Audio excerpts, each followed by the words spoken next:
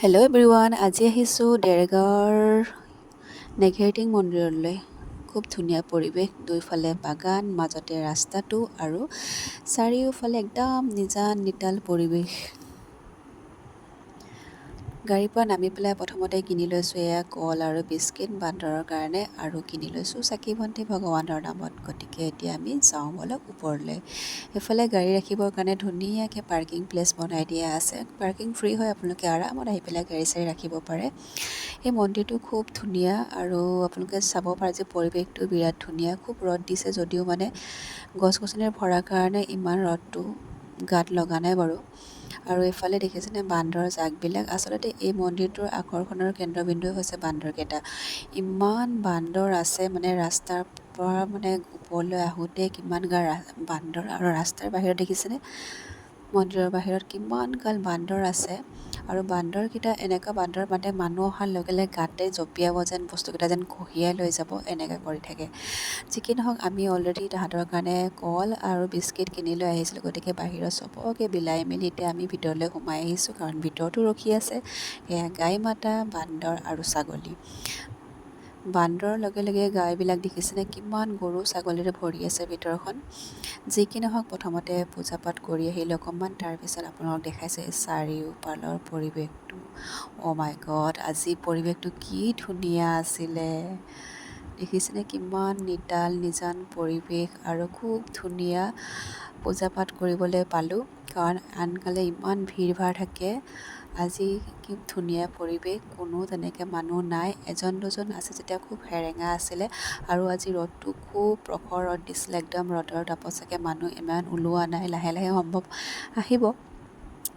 গতিকে সেয়া খুব ধুনীয়া পৰিৱেশ। আপোনালোকে দেখিছে কিমান চাফা আৰু নিজান সেউজীয়া পৰিৱেশ, চাৰিওফালে বাগান, তাৰ মাজত মন্দিৰটো, তাতে ওখ ওখ গছ, বান্দৰ, উফৰাম, কি ধুনীয়া এটা পৰিৱেশ আছিলে।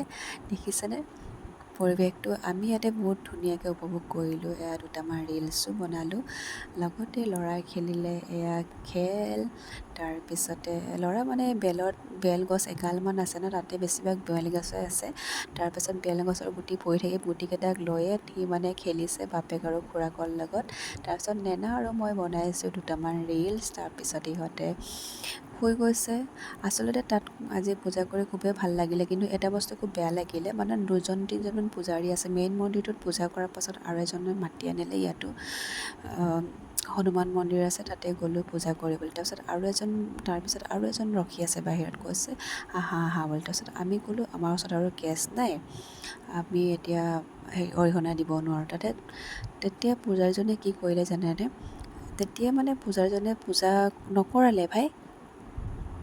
সেইটো বস্তু খুব বেয়া লাগিলে। আচলতে ভগৱানে যদি তেওঁলোকে ভগৱানৰ নামত পূজা কৰিছে, তাতে ভগৱানৰ নামত ভক্তিটো, সেৱা এটা, আশীৰ্বাদ এটা দিবলৈ আচলতে বেয়া পাব নালাগে।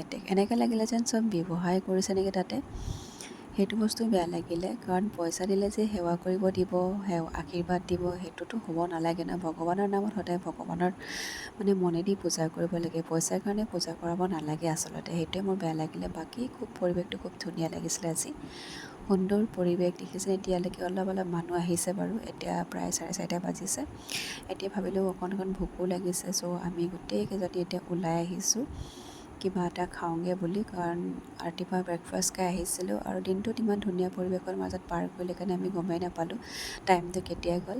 আমি দুজনী খুব ধুনীয়াকৈ ৰিলচ বনালোঁ দেই, বহুত গাল ৰিলচ বনালোঁ, ফটোজ তুলিলোঁ। তাৰপিছত ল'ৰাৰ বাপেকে খেলিলে, তাহাঁতি অলপ সময় এনেকৈ শুই বৈ এয়া আৰু কথা চথা পাতি দিনটো পাৰ কৰিলোঁ। কাৰণ গোটেই সপ্তাহত আমি ব্যস্ত থকা হয়, আৰু সপ্তাহৰ এটা দিনে বন্ধ পাওঁ। গতিকে এই সপ্তাহটো অকণমান এনেকুৱা ভাল পৰিৱেশৰ মাজত, বন্ধু বান্ধৱৰ মাজত তেনেকৈ পাৰ কৰিব পাৰিলে ভাল লাগে আৰু। তাৰপিছত আমি ওলাই আহিলোঁ মন্দিৰৰ পৰা আহি পেলাই দেৰগাঁও অলপমান আগবাঢ়ি গৈ পেলাই কিবা এটা খালোঁগৈ। তাৰপিছত এতিয়া ঘৰলৈ আহিছোঁ। তাৰপিছত এয়া দেখিছেনে ড্ৰাইভাৰ এতিয়া সলনি হৈছে, এয়া ড্ৰাইভাৰ আহিছে এতিয়া। যি কি নহওক আজি ব্লগটো ইমানেই, আকৌ এজন লগ পাম বেলেগ এটা ব্লগত। আজিলৈ আহোঁ, বাই।